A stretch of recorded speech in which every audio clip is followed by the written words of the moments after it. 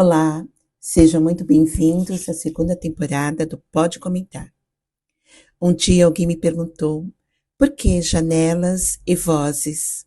E eu respondi: a pandemia foi um período que assustou a humanidade. Lembro de ficar parada na janela do meu quarto observando. Era curioso como aquele simples retângulo de vidro se tornou um portal para o mundo. Eu via pessoas apressadas se arriscando para ir trabalhar, para pegar um ônibus, resolver coisas do dia a dia. A vida precisava continuar, mesmo em meio ao medo.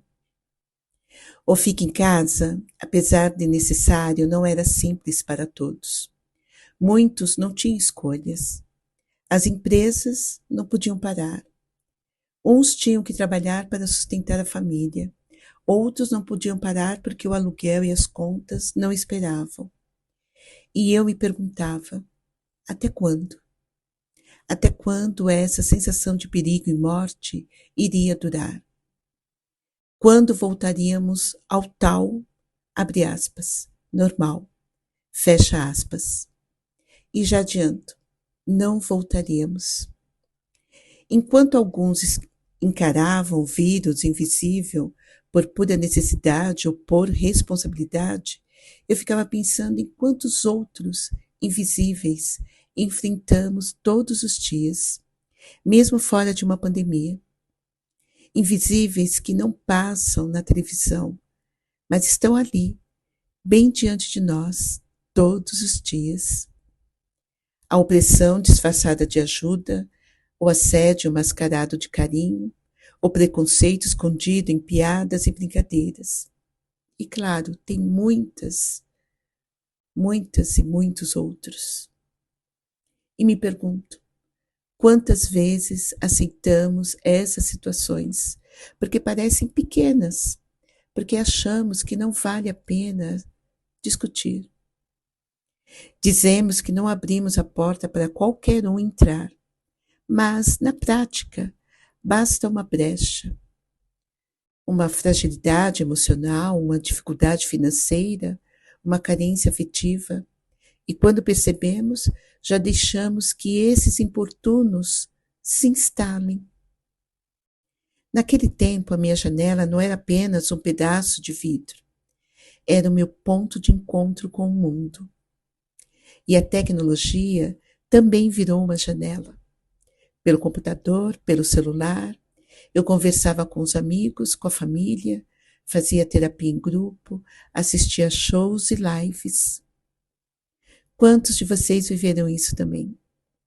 O aniversário no Zoom, a reunião de trabalho de pijama, a ligação que durava horas porque a saudade era maior que a bateria do celular. Foi então que percebi algo óbvio, mas que naquele momento ganhou outra dimensão.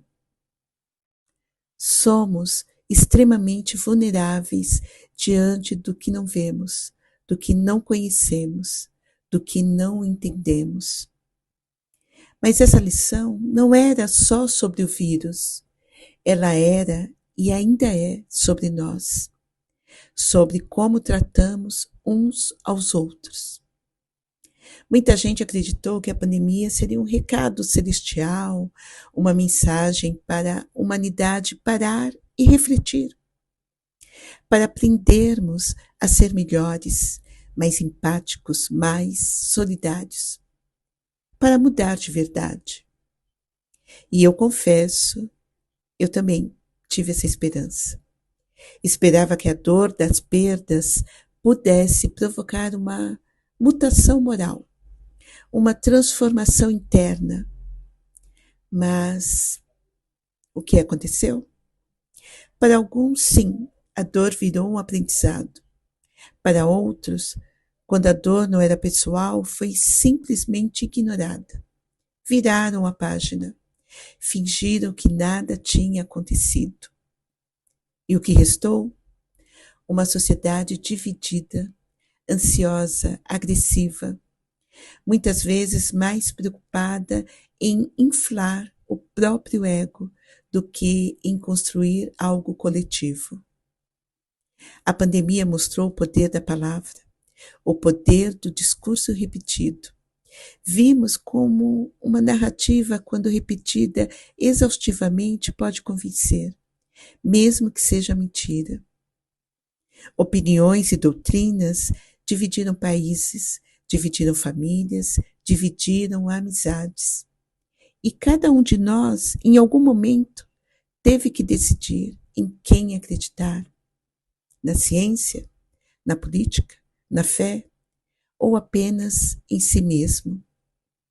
E hoje eu te faço uma pergunta: você acredita que nunca mais isso vai acontecer?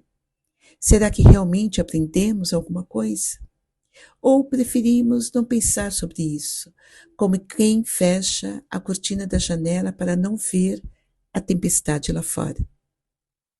Eu tenho uma sensação muito amarga. O maior inimigo do homem ainda é o próprio homem. Sua ambição não tem limites. E talvez a maior brecha ainda seja a pobreza. É ela que permite que os mais poderosos manipulem os necessitados. É através dela que se criam falsos heróis, vendendo promessas que nunca se cumprem. A pandemia deixou claro: não importa o que esteja acontecendo, os interesses de quem detém o poder quase sempre estarão na frente de tudo. Muitas vezes eu, da minha janela, queria gritar, queria soltar a minha voz. Mas tudo que eu conseguia, vendo aquelas pessoas passando pela rua, encarando seus compromissos, era sussurrar, pedir a Deus que cuidasse de cada um. Deus te abençoe. Era o que eu podia oferecer. E assim, deste olhar, nasceu o Pode Comentar. Porque essa janela que se abriu dentro de mim continua aqui. E agora tem a minha voz. Essa segunda temporada do Pode Comentar tem um nome: Eu. Por que esse nome? Porque antes de falar do mundo, eu preciso falar de mim, de como eu sou, de como eu vejo esse mundo, através das minhas vivências. Nos encontramos na próxima sexta-feira. Neste episódio se chama Eu e a Televisão. Até lá, um grande abraço.